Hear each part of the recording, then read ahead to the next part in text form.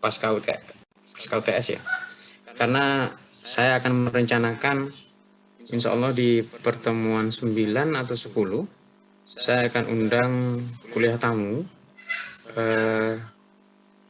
Saya akan undang Hakim Agung, Hakim PHI di Mahkamah Agung yang saya akan minta untuk memberikan kuliah tamu nanti.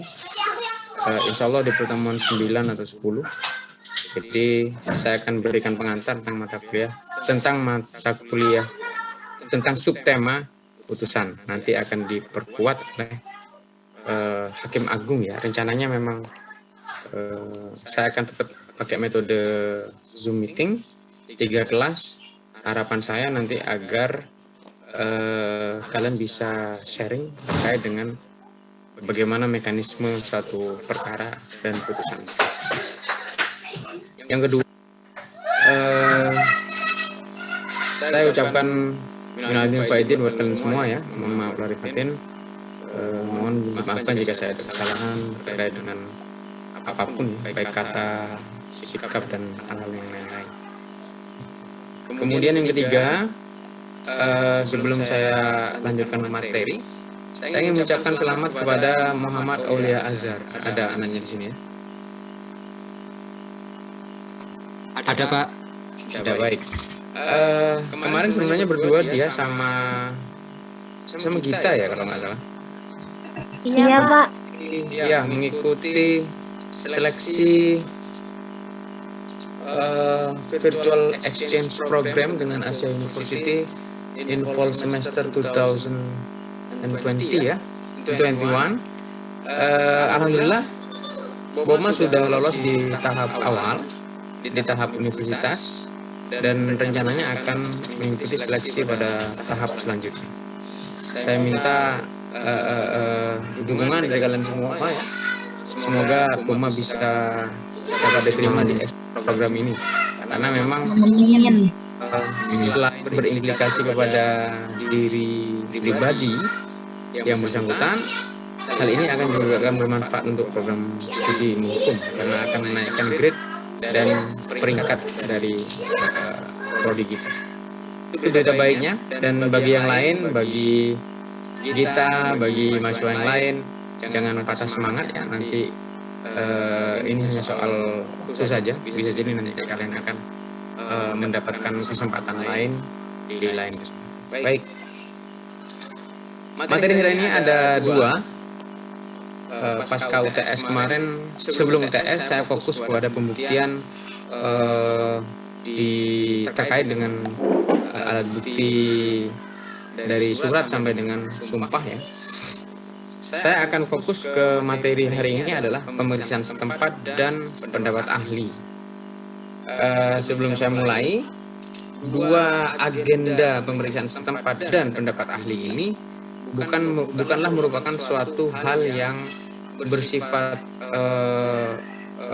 wajib ya di dalam persidangan perdata, bukan imperatif, tetapi sifatnya fakultatif. Bisa dipilih, bisa memakai itu, bisa juga tidak. 2 agenda di dalam persidangan ini, yaitu pemeriksaan setempat dan pendapat ahli, kadangkala memang diperlukan untuk bisa hakim dapat menemukan persangkaan untuk menarik suatu kesimpulan terkait dengan hak seseorang atau siapa yang berhak terhadap suatu objek atau suatu sengketa, siapa yang paling berhak di situ. Oleh karena itu, kalau di dalam hukum acara pidana kita mengenal adanya alat bukti petunjuk ya, yang dibangun dari keterangan saksi, kemudian bukti surat dan keterangan terdakwa. Sedangkan kalau di hukum acara perdata kita mengenal alat bukti persangkaan yang dibangun oleh hakim menurut persangkaan undang-undang dan persangkaan menurut data-data yang ada di persidangan. Mirip ya seperti petunjuk, tapi beda filosofi. Kembali ke pemeriksaan setempat dan pendapat ahli, komponen ini bukanlah masuk di dalam alat bukti ya, tetapi keduanya penting untuk bisa menentukan atau bisa menjelaskan suatu sengketa agar menjadi lebih terang.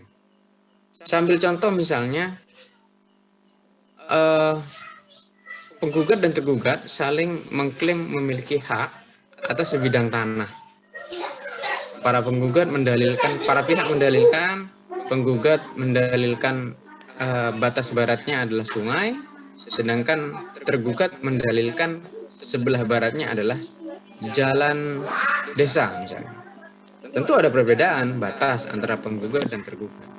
Nah, oleh karena itu, hal yang seperti ini akan menimbulkan multitafsir ya, akan menimbulkan situasi yang tidak menentu bagi hakim. Hakim akan bertanya-tanya mana yang benar, apakah batas baratnya sungai atau batas baratnya, batas baratnya adalah selokan air ya, atau jalan desa.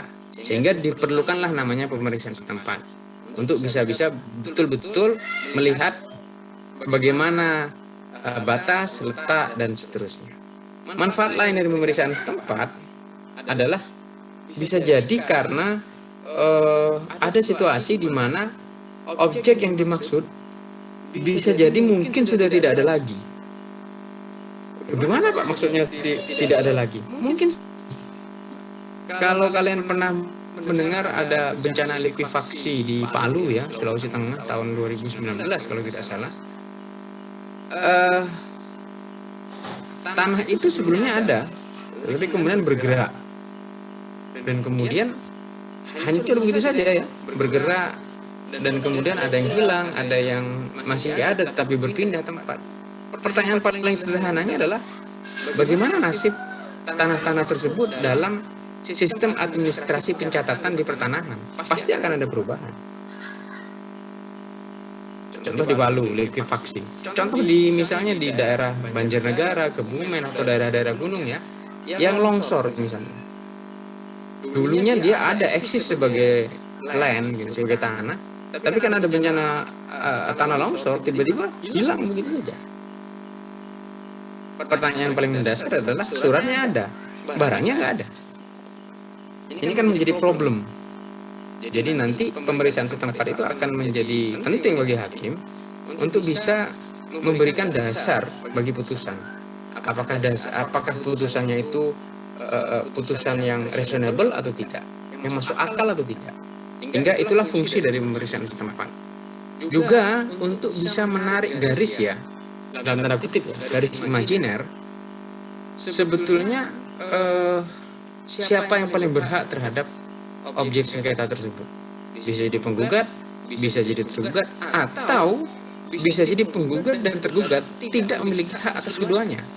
Atas objek sengketa tersebut. Saya pernah mendapati suatu perkara, tapi bukan saya menjadi kuasa hukum waktu itu. Antara penggugat dan tergugat sebetulnya tidak punya kaitan dengan objek sengketa. Tetapi mereka berdua, penggugat dan tergugat, berpura-pura bersengketa di pengadilan untuk memperebutkan hak tersebut. Sehingga hakim kemudian terdorong untuk mengambil suatu keputusan bahwa antara penggugat atau tergugat yang berhak. Padahal sebetulnya yang berhak adalah pihak ketiga. Tapi karena suatu faktor lain ya, si pihak ini tidak punya daya, tidak punya upaya untuk melakukan gugatan intervensi. Bisa jadi karena miskin, bisa jadi karena bodoh, mohon maaf ya, atau bisa jadi tidak memiliki informasi yang baik mengenai mekanisme persidangan, sehingga tanah tersebut kemudian diperebutkan dan disengketakan oleh orang yang tidak berhak. Ini dapat saja terjadi. Jangankan sekelas orang yang warga sipil biasa ya, mantan Menteri Luar Negeri, mantan Wamenlu kalau nggak salah, zaman Pak SBY, ibunya saja kena mafia tanah. Tiba-tiba ada transaksi atas nama ibunya yang tidak melibatkan ibunya. Ini yang menurut saya patut menjadi catatan dan menjadi alasan kenapa pemeriksaan tempat itu penting untuk menentukan banyak hal, untuk melihat objeknya itu masih ada atau enggak, untuk melihat batasnya, luasnya, lokasinya, betul atau tidak. Bahkan juga untuk menentukan begini misalnya, identitas tanah itu tidak berdasarkan alamat postal code. Saya ambil contoh misalnya, rumah saya adalah Jalan X, Jalan Nanas misalnya, Jalan Nanas Gang 2 nomor 3. Di tetangga rumah sebelah saya, Jalan Nanas Gang 2 nomor 4, catatan administrasi pertanahannya itu belum tentu berurutan. Saya ambil contoh, rumah saya SHM nomor 78. Tetangga sebelah kanan saya itu belum tentu SHM-nya nomor 79 atau nomor 77. Karena sistem pendaftaran tanah tidak bisa seragam. Bisa jadi saya mendaftarkan tanahnya hari ini, dapat nomor muda, dapat nomornya 34 misalnya. Kemudian bisa jadi tetangga saya belum mendaftarkan tanahnya pada saat sudah anaknya. Nomornya bukan lagi 34, nomornya mungkin sudah 360 sekian SHM misalnya. Padahal lokasinya berdekatan. Sistem pencatatan pertanahan itu memang terpisah ya dengan sistem litigasi di pengadilan, sehingga ada anekdot, ada istilah BPN itu ya dalam tanda kutip ya, quote and quote, adalah kerajaan tersendiri. Dia itu tidak mau tunduk, bukan tidak mau tunduk ya, terhadap putusan pengadilan. Ya dia tunduk, tetapi dia punya mekanisme internal sendiri yang memaksa siapapun pihak untuk mengikuti rule of game mereka.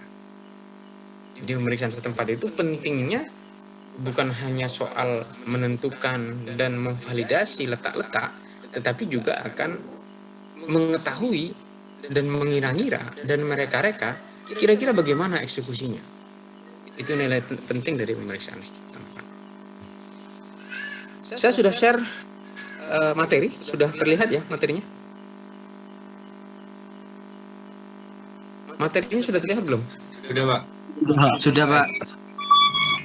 Pemeriksaan setempat diatur di pasal 153 HIR dan pasal 180 RGB dan pasal 211 sampai 214 RV. Dalam pasal-pasal tersebut, PS dimaknai sebagai suatu kegiatan yang jika dipandang perlu, ketua majelis hakim dapat ya, bukan wajib, dapat mengangkat satu atau dua hakim dengan bantuan panitera untuk melihat keadaan tempat atau menjalankan pemeriksaan di tempat itu. Kemudian membuat berita acara dan ketentuan tentang delegasi. Jadi yang namanya pemeriksaan setempat itu adalah agenda persidangan, tetapi dilakukan di tempat objek sengketa. Jadi pemeriksaan setempat itu bukan suatu kegiatan yang terpisah dari pokok pemeriksaan perkara. Dia adalah bagian dari persidangan yang diselenggarakan di lokasi. Oleh karena itu, secara praktek, ini hanya bisa saya ceritakan karena menjadi praktisi, hakim pada saat melakukan pemeriksaan setempat, yang akan memulai itu adalah hakim. Dia ucapkan salam, selamat pagi, sidang perkara nomor bla bla bla PDTG dan seterusnya, saya nyatakan dibuka dan terbuka untuk umum dan saya selenggarakan di sini. Jadi kegiatan di dalam tempat tersebut itu bukan sesuatu yang terpisah dari pemeriksaan persidangan secara umum ya. Dia adalah bagian dari pemeriksaan persidangan. Dan ketika sudah melakukan pemeriksaan, tentu yang baik ya, idealnya kalau hakim yang baik dan ideal, maka sebelum menuju ke objek, hakim itu harus sowan dulu, harus datang dulu ke kantor desa atau kelurahan. Apa fungsinya? Fungsinya adalah untuk pemberitahuan ya, sekaligus juga untuk melakukan undangan biasanya. Undangan kepada perangkat desa atau kepala desa untuk dua hal. Yang pertama adalah untuk membuka buku desa, kerawangan desa, dan yang kedua adalah untuk mengikuti prosesi jalannya pemeriksaan setempat. Pertanyaan paling sederhana pada kalian semua. Kenapa hakim penting untuk melihat buku desa atau melihat buku data identitas tanah di desa? Kira-kira apa fungsinya? Ada yang tahu?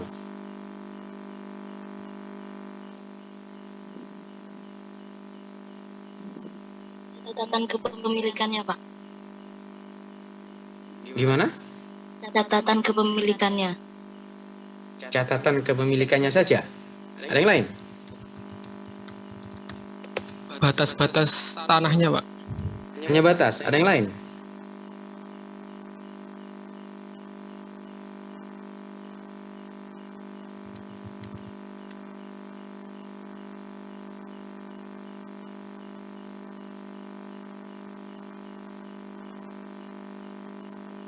Saya mau nanya sama Robi.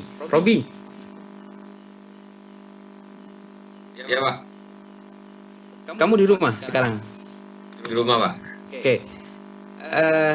Tahu nggak rumah kamu itu alas hukumnya apa? Dan atas nama siapa? Atas nama ibu saya, mama saya. Ibu. Ibu ya, atas nama ibu. Iya. Dibeli tahun berapa? Dibeli dari siapa? Ataukah dia mendapatkan waris dari orang tua? Setahu saya mendapatkan waris dari orang tua. Baik. Kira-kira kalau ada orang, saya mengaku bahwa rumah dan tanah yang kamu tempati itu milikku, kira-kira kamu sepakat atau enggak? Tidak, Pak. Oke. Kamu punya bukti kan? Ya, punya bukti. Saya juga punya bukti, Robi. Saya juga punya sertifikat. Tapi sertifikat saya aspal. Asli tapi palsu. Kira-kira di mana lokasi atau tempat saya bisa memverifikasi baik sertifikat saya dan sertifikat kamu? Di mana kira-kira? Di desa atau kecamatan. Di desa atau kecamatan? Di mana saya bisa mengetahuinya? Di bagian pencatatan itu. Di desa ada, kalau di Jawa tuh dikenal dengan namanya buku kerawangan, letter C ya. Di situ tertulis ada blok, ada apa sih istilahnya itu, letternya C berapa gitu kan, untuk menentukan bukan hanya letak. Misalnya punya Robi dari ibunya, letaknya ada di sini, batasnya ini dan sebagainya. Iya betul, ada di situ datanya. Tapi selain itu ada lagi yang lain. Data yang paling vital adalah data riwayat atau sejarah. Tadi sangat jelas menyatakan bahwa tanah yang dia tempati milik ibunya atas namanya, dan ibunya mendapatkan waris dari orang tuanya. Tuh, kalau ibunya mendapatkan waris dari orang tuanya, kira-kira kalau ada orang yang merasa membeli dari kakeknya si Robi, masuk akal atau enggak kira-kira?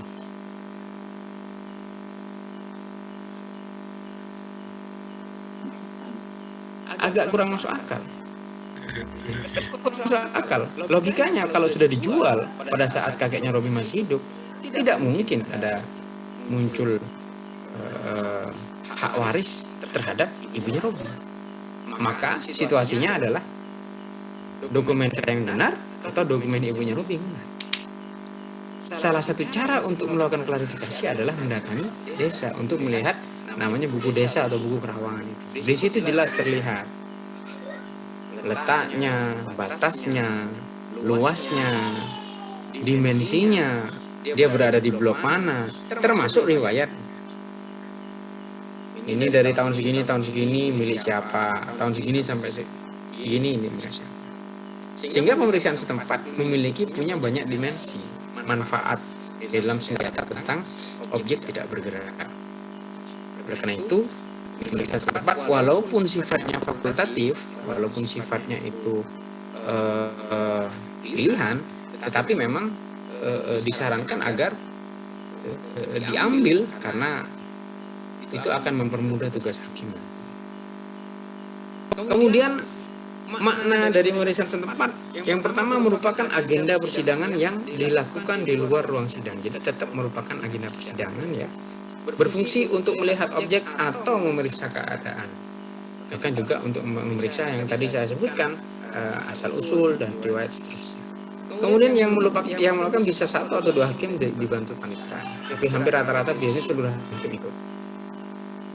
Kemudian menurut SEMA nomor 7 tahun 2000 tentang pemeriksaan setempat ada 3 hal atau 3 aspek yang menjadi tujuan dari pemeriksaan setempat. Yang pertama adalah ukuran atau luas. Ini penting ya, karena bisa jadi antara objek sengketa yang didalilkan oleh para pihak dengan kenyataannya itu berbeda. Penggugat mendalilkan 1000, faktanya 500. Terus yang 500 meter persegi ini kemana? Ini penting ya. Yang kedua, batas. Ini penting sekali. Saya hari Minggu lalu dicurhatin sama kawan yang kerja di bank swasta ada, bank pemerintah di Jember, saya nggak sebut namanya. Dia bilang begini, Mas, kami punya klien sudah hands up, dia tidak bisa bayar, dia sudah sudah mau lelang nih, dan sudah ada pemenang lelangnya, sudah ada pemenangnya dan sudah dibayar di kantor lelang. Problemnya adalah tepat di depan rumah yang akan dilelang itu ada selokan dan irigasi sawah. Luas lebarnya sekitar 2 meter lah. Kalau panjangnya sih sepanjang rumah tersebut ya. Cuman lebarnya 2 meter. Dan dilala pada saat si debitur itu masih ada, yang masih punya uang, selokan tersebut dibeton, apa istilahnya, dikasih kayak jembatan gitu ya, supaya kuat untuk menjadi penghubung dan jembatan. Apa yang terjadi kemudian? Pemenang lelang tidak mau memberikan uang kerohiman namanya. Apa itu? Uang kerohiman itu sama seperti uang tali asih lah terhadap jembatan tersebut. Sorry, sebentar ya. Saya ada sedikit technical error. Saya harus off dulu sebentar 5 menit. Saya akan lanjut lagi sebentar lagi. Saya mute dulu sebentar. Oke, Pak. Baik, Pak.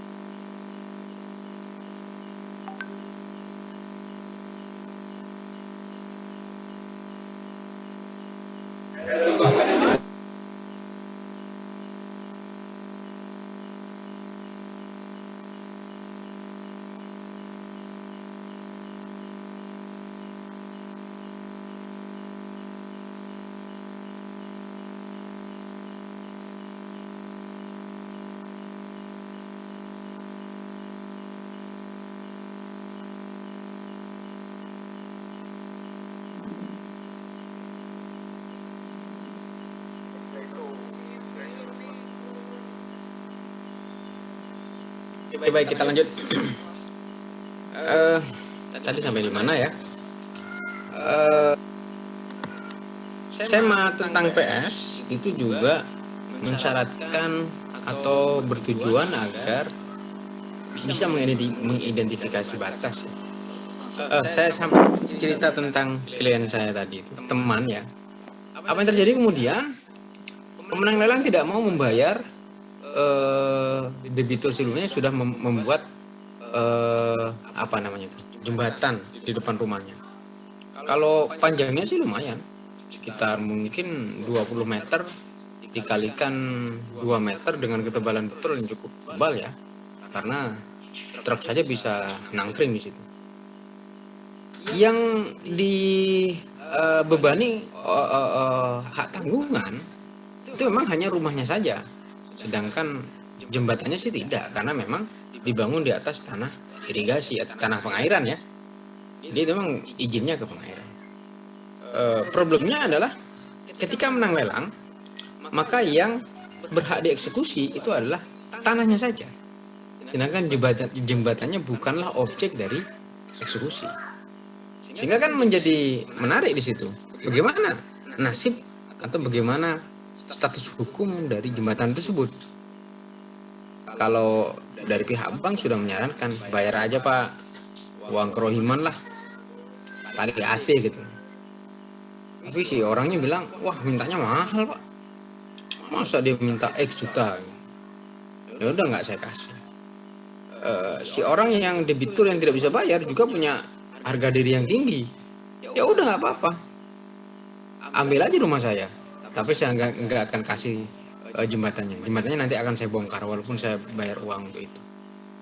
Jadi tidak ketemu solusi. Nah, terkait dengan pemeriksaan setempat, kenapa itu penting? Terkait dengan batas, karena bisa jadi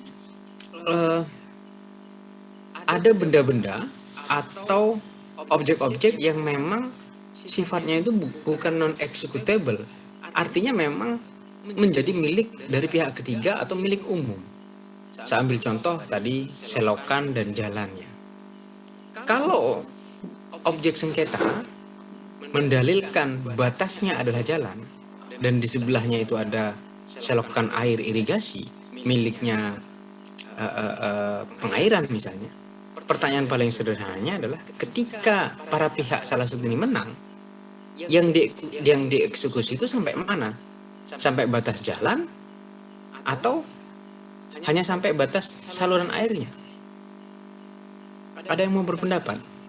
Kira-kira yang mana yang mau dieksekusi? Tanahnya saja beserta saluran airnya atau tanahnya saja saluran airnya tidak dieksekusi? Kira-kira mana yang akan dieksekusi?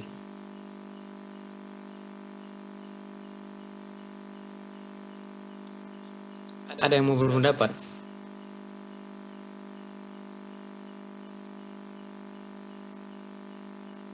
Inilah trik ya. Inilah pengetahuan soft skill bagi calon lawyer kalau kalian yang ingin jadi advokat. Dalam logika gugatan, penggugat dan tergugat, maka Anda harus teliti dan detail di dalam mendefinisikan objek sengketa. Inilah fungsi dari kalian memiliki ketelitian dan detail terhadap objek sengketa.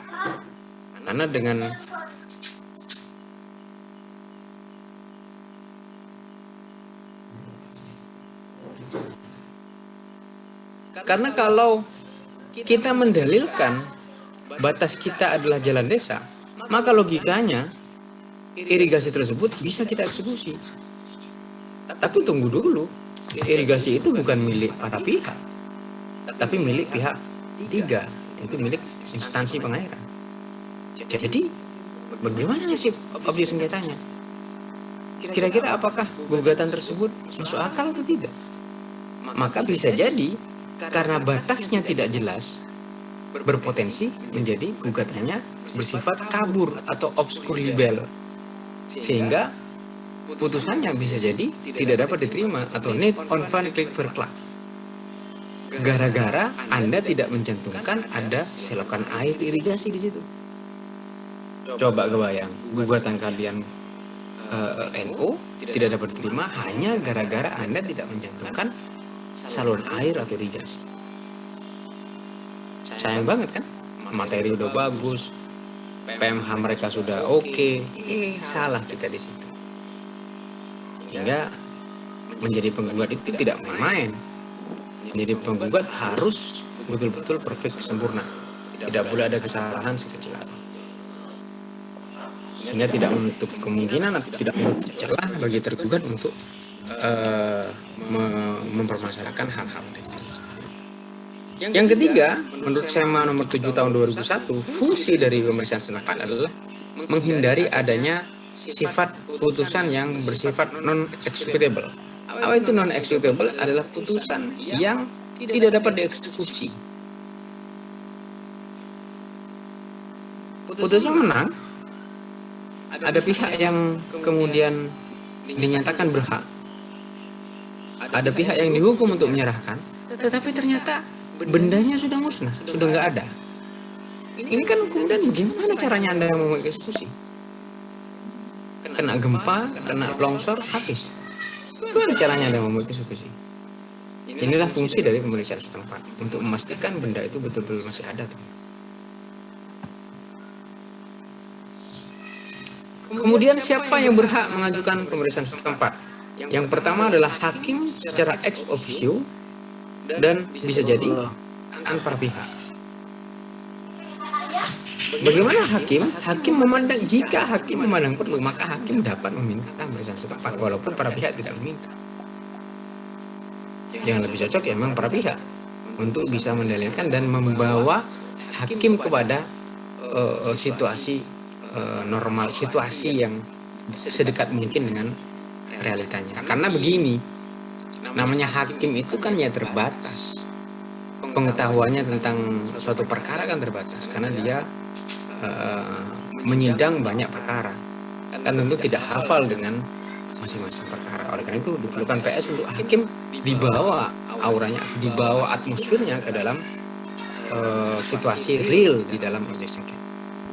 Kemudian perintah dituangkan dalam putusan sela. Biasanya memang sebelum melakukan PS, hakim akan membuat putusan sela terkait dengan PS ini. Misalnya PS hari Jumat, putusan selanya ya mungkin hari Selasa atau Rabu untuk persidangan di lokasi. Kemudian delegasi jika ada objek di luar wilayah kompetensi relatif. Ini sama seperti yang trivia quiz yang dulu pernah kita lakukan ya, terkait dengan eksepsi kompetensi relatif. Saya pernah nanya waktu itu, bagaimana jika objek sengketanya ada di Probolinggo, ada di Surabaya, dan ada di Bondo.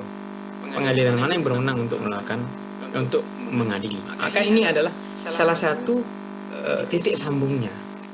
Jika kaitannya dengan objek benda tidak bergerak, maka bisa jadi para pihak meminta PS dan hakim itu dapat memberikan delegasi namanya. Delegasi itu semacam kita meminta bantuan kepada jurusita pengadilan negeri tujuan untuk melakukan pemeriksaan setempat terhadap benda-benda yang didalilkan oleh para pihak di dalam. Kemudian bagaimana pelaksanaan PS? Yang pertama dihadiri para pihak, kemudian datang ke tempat barang terletak. Jadi barang itu benda ya, benda tidak bergeraknya. Kemudian panitera membuat berita acara dan hakim membuat akta pendapat.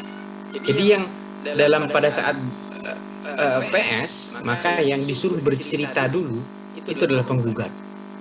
Jadi kesempatan pertama penggugat, bagaimana ceritanya menurut penggugat, bagaimana letak dan seterusnya.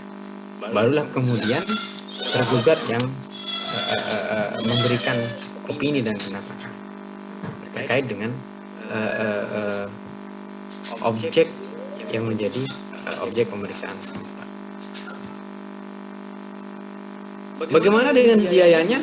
Yang pertama dibebankan kepada yang meminta. Jika yang meminta adalah penggugat, maka dibayar oleh penggugat dengan memberikan panjar ya. DP, bukan panjar, bukan DP ya.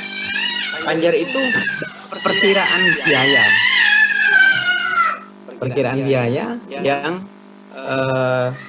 mungkin akan timbul. Jadi ada dua kemungkinannya, bisa kurang, bisa lebih. Jika kurang dimintakan lagi kepada para pihak yang meminta. Dan kalau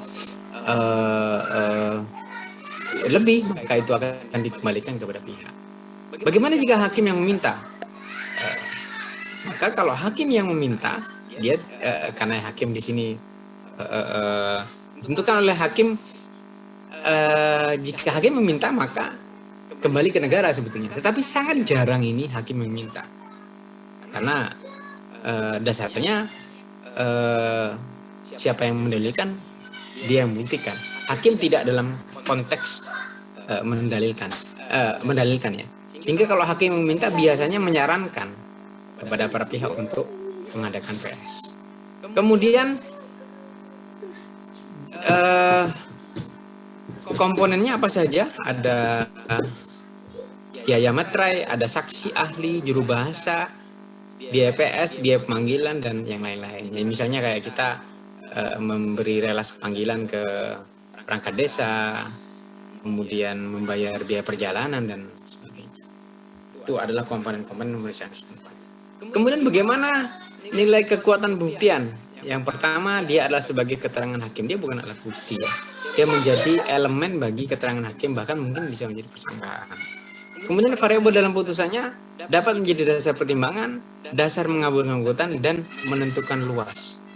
Bisa jadi antara dalil dengan kenyataannya, dalil gugatan dengan kenyataan itu tidak sesuai. Ada selisih, ada perbedaan luas, dan seterusnya. Baik, ini materi tentang pemeriksaan setempat. Saya berikan kesempatan bagi kalian untuk bertanya. Dan jika kalian tidak ada pertanyaan, saya akan lanjut ke materi pendapat ahli. Saya berikan kesempatan 1 menit buat kalian untuk bertanya. Tanya, Pak. Ada? Saya Pak mau tanya, Pak. Oke, silakan. Mengenai pemeriksaan setempat itu kan seperti yang kata Bapak, bahwasanya desa itu kan punya buku kerawangan, Pak. Kalau misalkan nanti dihadapkan sama satu situasi bahwasanya desa itu ternyata tidak punya buku kerawangan, Pak. Lalu bagaimana kita bisa istilahnya mempunyai nilai pembuktian bahwasanya tanah atau bangunan tersebut itu milik kita, Pak? Dan apakah memang setiap desa itu wajib punya buku kerawangan, Pak? Itu aja sih, Pak. Baik, terima kasih. Bagus sekali pertanyaannya. Ada yang lain? Mungkin sekaligus nanti akan saya jawab sesi ini ya. Saya mau tanya, Pak. Oke, nama. Saya Muhammad Rifki Darmawan. Saya mau tanya tentang pendelegasian itu, Pak. Kan kalau sudah mendelegasikan ke pengadilan negeri di luar daerah atau di kota lain, itu putusannya kembali ke daerah yang terjadi perkaranya atau berdasarkan tempat tanahnya itu, Pak. Terima kasih, Pak. Wait. Coba diulang. Saya kok agak galvok tadi sama pertanyaan. Coba bisa diulang. Saya mau tanya, kan tadi kan tentang pendelegasian untuk memeriksakan misalkan tanah itu, Pak ya. Ya, itu kan meminta bantuan kepada wilayah hukum pengadilan yang lain. Ya, itu nanti putusan hakimnya itu berdasarkan pengadilan yang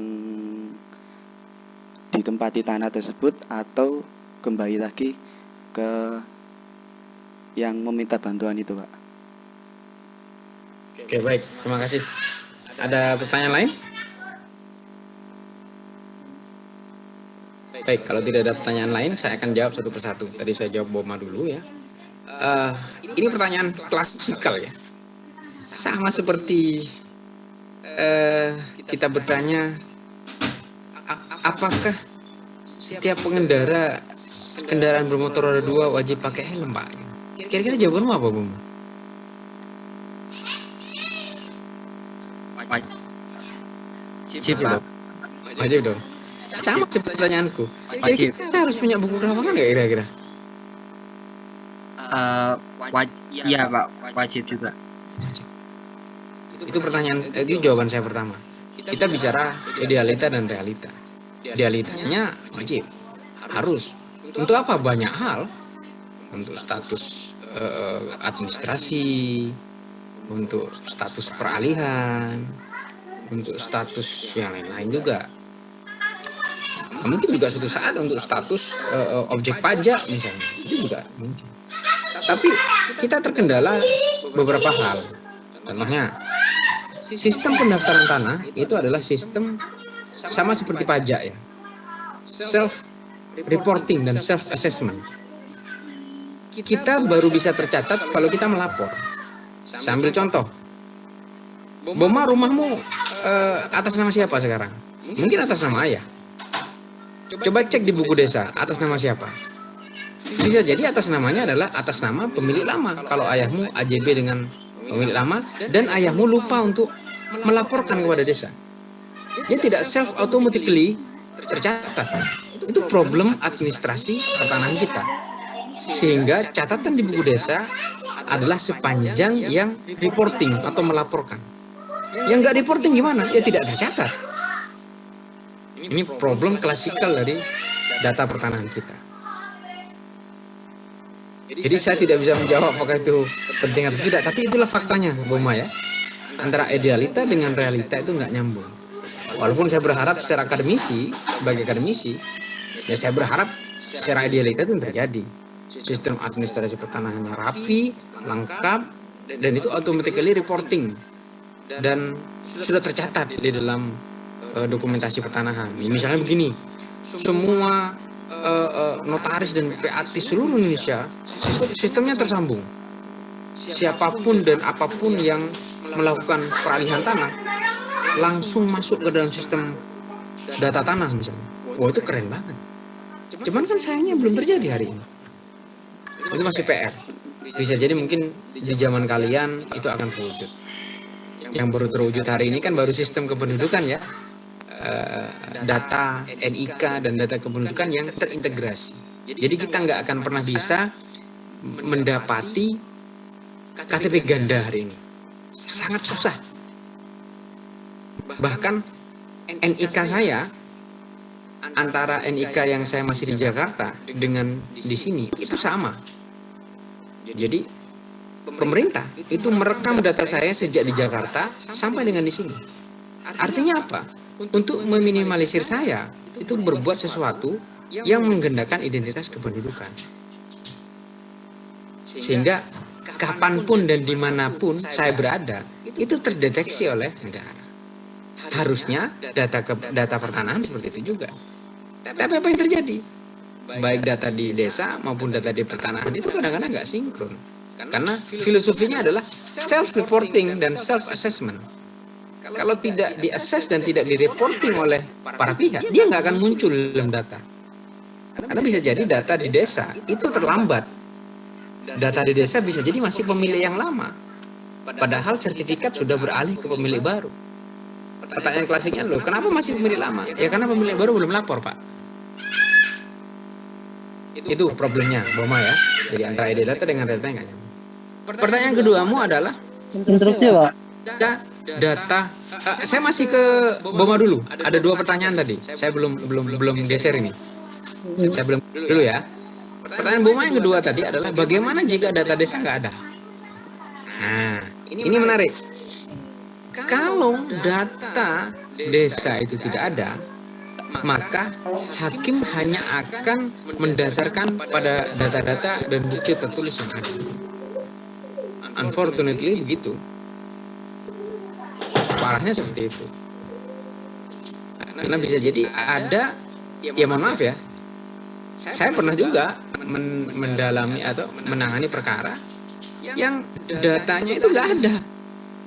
Bahkan lebih parah dulu ada buku desa yang masih kertas ya, kertas, literally kertas itu disobek. Coba bayangkan.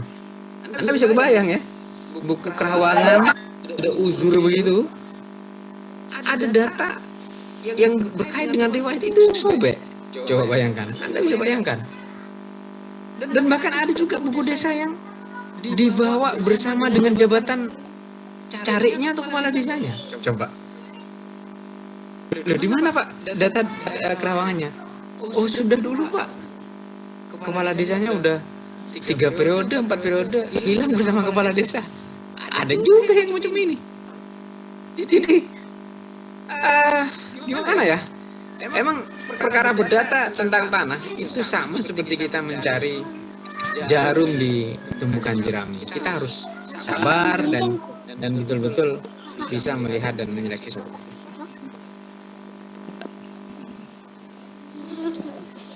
Begitu Boma ya. Saya akan geser ke pertanyaan selanjutnya. Pak, monggo Pak. Terima kasih. Yang kedua, delegasi. Nah, Delegasi itu adalah suatu perbuatan umum atau general dari perbuatan hakim atau perbuatan pengadilan. Delegasi itu adalah suatu permintaan bantuan kepada pengadilan lain untuk melakukan sesuatu. Contoh, ada delegasi terkait pemeriksaan setempat. Maka bisa jadi juga ada delegasi dalam bentuk yang lain. Saya pernah punya perkara di Pengadilan Negeri Banyuwangi. Ada klien saya yang kemudian tanahnya diletakkan sita oleh seseorang yang berada di pengadilan negeri di daerah Banten. Apa hubungannya ya? Anda punya tanah, tiba-tiba diletakkan sita eksekusi oleh seseorang yang jauh di sana. Bingung kan dia? Dia sudah sertifikat, apa pula cerita? Setelah diteliti ternyata si pemohon eksekusi dalam bentuk sita, dalam permohonan sita dalam bentuk eksekusi merasa bahwa klien saya membeli dari pihak yang salah dan pihak tersebut telah melakukan perbuatan melawan hukum terhadap pemohon eksekusi, pemohon sita dalam bentuk eksekusi tersebut. Peletakan sita eksekusi ini memang agak saya melompat karena ini harusnya menjadi materi akhir ya. Meminta delegasi kepada Pengadilan Negeri Banyuwangi untuk meletakkan sita eksekusi terhadap benda tidak bergerak milik klien saya. Pertanyaan sederhananya adalah di mana letak dasar atau asal usul perkara ini? Di PN Banyuwangi atau di PN Serang?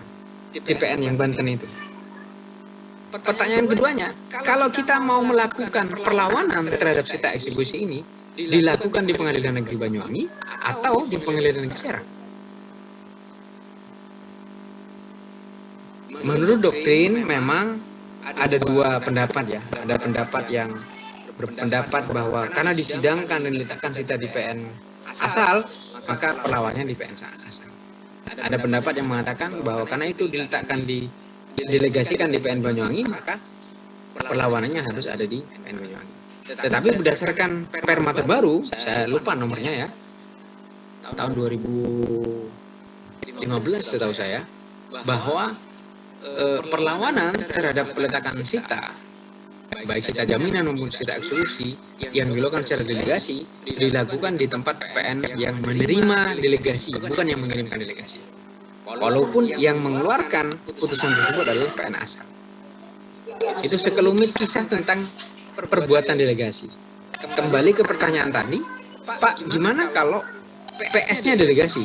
Kira-kira mutusnya di PN tujuan atau mutus di sini? Mutusnya di sini. Karena yang kita mintakan itu kan adalah perbuatan memeriksa PS-nya, bukan mendelegasikan putusannya. Minta tolong dicekkan, bener nggak sih ini objeknya? Jadi bentuknya nanti berita acara pemeriksaan setempat. Bentuknya adalah dokumen bahwa berdasarkan pemeriksaan setempat ini seterusnya, objek ini di sini, letaknya di sini, batasnya di sini, luasnya di sini, dan seterusnya. Oke ya. Jadi delegasi yang dimaksud adalah delegasi perbuatan sesuatu, tapi tidak dalam konteks memberitahukan putusannya atau memberitahukan terkait dengan peletakan sita pasca putusan. Berbeda nanti dengan ini. Itu ya saya kira dua jawaban saya tadi. Ada pertanyaan lain mungkin atau ada yang kurang puas terhadap jawaban saya? Interupsi Pak, boleh bertanya Pak? Agung ya? Ya, Masih di PR atau geser? terkait buku kerawanan tadi Pak. Oke, silakan. Kalau tidak memiliki sertifikat, apakah bisa dicatat di buku kerawanan tersebut Pak? Kalau tidak memiliki sertifikat, apakah bisa dicatat? Ya. Gini. Supaya fair, saya share dulu ke teman-teman ya. Kira-kira ada yang mau jawab nggak nih? Sama pertanyaannya Agung Ahmad Afandi. Yang mau jawab? Gini Pak, Bentar. Gimana Agung? soalnya gini, di rumah saya itu tidak ada sertifikat, melainkan kita membangun rumah di atas tanah perhutani Pak. Oh, begitu. Ini lain bab ini Agung. Ini ini menarik ini. Cuman nanti kita akan bahas, saya akan bahas highlight ya, tapi akan saya jelaskan secara umum dulu tentang aspek teori dari pendaftaran dan perolehan tanah. Coba Boma, kamu mau jawab gimana Boma? Jawaban Kalau saya Pak, dari beberapa literatur yang saya baca itu bahwasanya sertifikat itu didapatkan dari Kerawangan Pak, justru maksudnya lahirnya sertifikat itu dari buku Kerawangan, berdasarkan buku Kerawangan itu Pak. baik. Jadi begini Agung, Boma ya. Pertanyaan Agung kan, apakah yang tidak punya sertifikat bisa tercantum di buku desa? Kan begitu pertanyaannya ya, kalau nggak salah. Iya, Pak. Nah, di buku desa itu adalah catatan riwayat ya. Bukan hanya riwayat sebetulnya, catatan tentang identitas. Apa sih identitas? Rambutnya apa, kulitnya apa, matanya apa, hidungnya apa, kan begitu. Itu namanya identitas. Sama seperti tanah. Apa identitas tanah? Batas, luas, kemudian mungkin batas kanan dan kiri, kemudian jenis tanah, misalnya dia tanah berair atau tanah sawah atau tanah kering, itu namanya identitas. Yang kedua, selain di Kerawangan itu bicara tentang identitas, dia bicara tentang riwayat. Riwayat itu asal usul. Kalau saya ditanya oleh pegawai bank, nama ibu kandung Anda siapa? Saya bisa jawab. Nama bapak Anda siapa? Saya bisa jawab. Saya tahu asal usul saya. Nah, problemnya yang ditanyakan Agung Ahmad tadi adalah bagaimana mungkin Pak, atau bisakah atau mungkinkah yang tidak punya sertifikat tercatat di Kerawangan? Sama seperti Boma tadi, walaupun juga tidak seperti itu ya konsepnya. Secara umum sertifikat itu lahir dari perbuatan hukum Boma, bukan hanya dari Kerawangan ya. Bisa jadi karena haris perbuatan hukum itu terjadi, dan bisa jadi tidak diberitahukan ke Kerawangan. Contoh nih, Boma punya kakeknya mewariskan kepada ibu. Kakeknya beli dari AA, di buku Kerawangan masih atas nama A, sedangkan saat ini itu sudah atas nama ibunya Boma, kan sudah 2 kali beralih. Bisa jadi di Kerawangan masih atas nama A. Kenapa? Kakek dan ibunya Boma belum mendaftarkan, belum memberitahukan kepada aparat desa. Walaupun itu kecil kemungkinan ya, karena sekecil apapun desa pasti tahu, sekecil apapun pasti ada inisiatif untuk memberitahukan. Kembali ke pertanyaan Agung tadi, kalau pertanyaanmu adalah tanah yang berasal dari tanah perhutani, maka dapat saya katakan ya, walaupun saya belum lihat dokumennya, bisa jadi itu tanah negara. Karena perhutani nggak punya tanah, tanahnya perhutani tanah negara. Karena perhutani ngurusin hutan, maka bisa jadi kalau menurut undang-undang kehutanan bisa saja dikonversi dari tanah-tanah bekas hutan. Bisa jadi hutan konservasi, bisa jadi hutan lindung, hutan produksi, atau mungkin perkebunan. Tapi kalau perkebunan tidak. Apalagi di zaman Pak Jokowi dikenal ada istilahnya perhutanan sosial. Perhutanan sosial adalah program yang mengkonversi tanah-tanah hutan menjadi tanah yang dimiliki oleh masyarakat desa. Syaratnya gampang, Agung. Sepanjang tanah tersebut sudah dilepaskan oleh negara dan dimintakan haknya oleh masyarakat, maka tanah tersebut dapat dimintakan sertifikatnya. Problemnya adalah saya nggak tahu nih tanahnya Agung sekarang ini statusnya apa, terdaftar sebagai tanah apa, aku nggak bisa mendefinisikan itu. Apakah masih tanah negara, apakah sudah dilepaskan oleh negara, dan seterusnya. Jadi saya tidak bisa menjawab pertanyaan Agung. Hanya saja case seperti ini banyak terjadi. Saya ambil contoh misalnya di tanah X hutan ada, atau di tanah negara ini jalur lintas selatan. Kalau ada kalian dari Puger, hati-hati di situ. Cek dulu riwayat tanahnya, dari mana asalnya dia berasal, siapa yang membayar kepada negara. Itu ditelusuri juga. Karena sama seperti yang sudah saya sampaikan di sebelum TS, sertifikat itu adalah alat bukti tertulis. Sempurna, iya sempurna. Apakah menentukan? Tidak juga. Sepanjang ada bukti lain yang bisa membantah, bisa jadi sertifikat itu bisa batal atau dapat dibatalkan.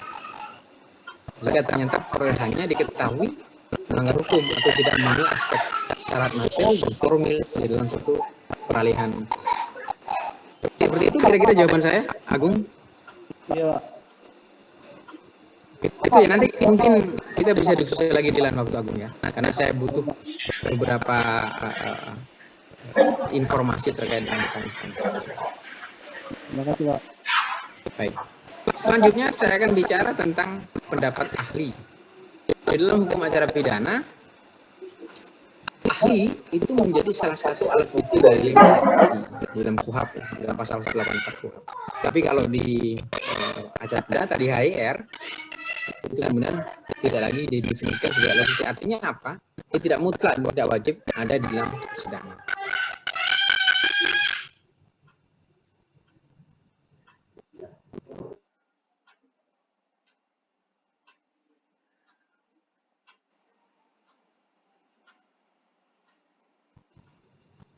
Definisinya adalah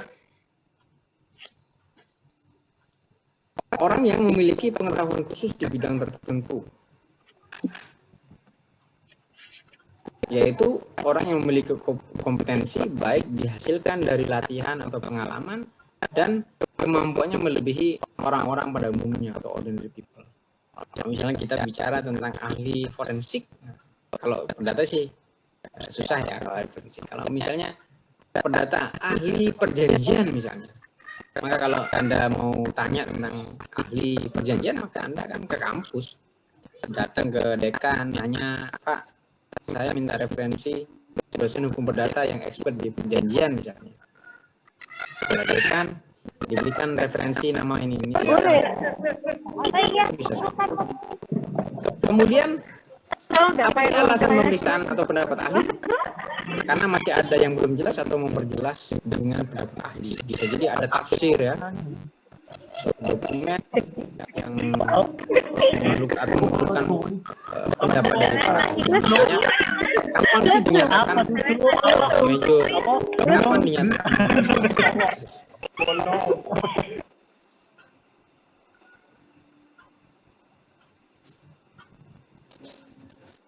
Kemudian pengangkatan ahli dilakukan oleh hakim secara ex officio atau permintaan salah satu pihak ya. Jadi pihak dapat juga meminta ahli. Bahkan dalam persidangan bisa jadi ahlinya ada dua.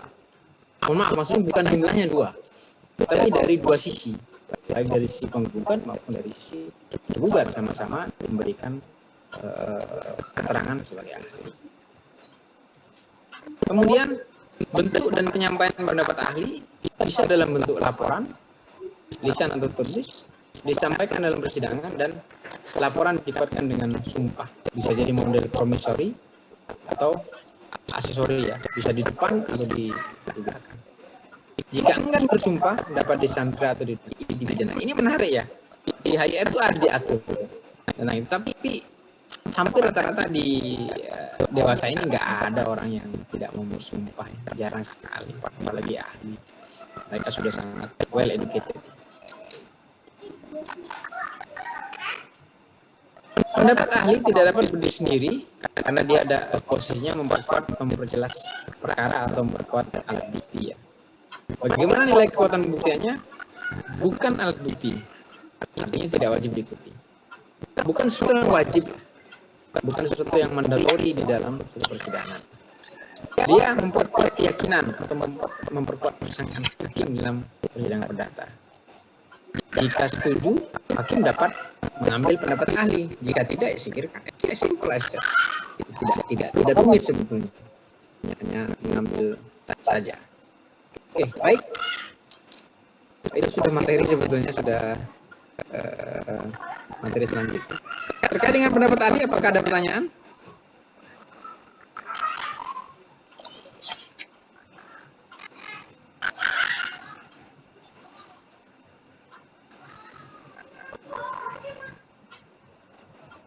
Baik.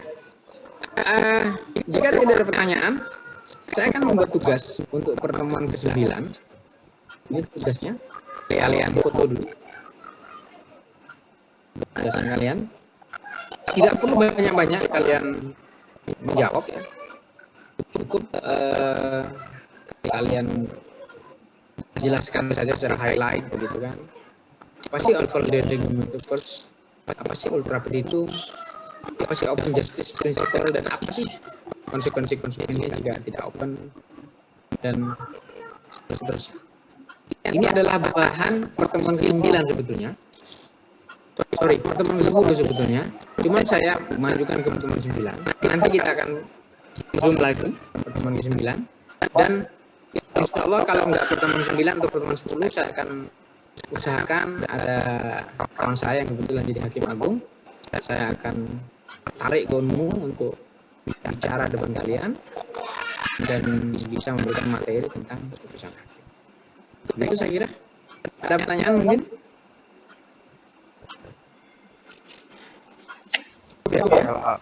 Oke.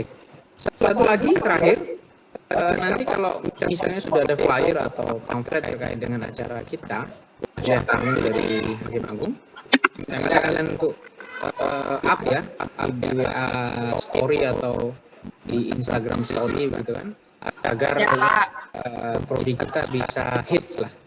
Kalian tidak akan biar makin banyak mahasiswanya gitu loh, biar sama-sama diakui di tingkat paling tidak di tingkat regional. Terima kasih atas perhatian kalian semua, terima kasih atas kehadiran dan partisipasinya. Untuk absensi nanti akan saya buatkan di Instagram, silakan kalian akan akses ya, seperti biasa akan saya buatkan lewat tes tadi dengan sedikit quiz. Terima kasih atas perhatiannya. Billahi taufiq wal hidayah. Wassalamualaikum warahmatullahi wabarakatuh.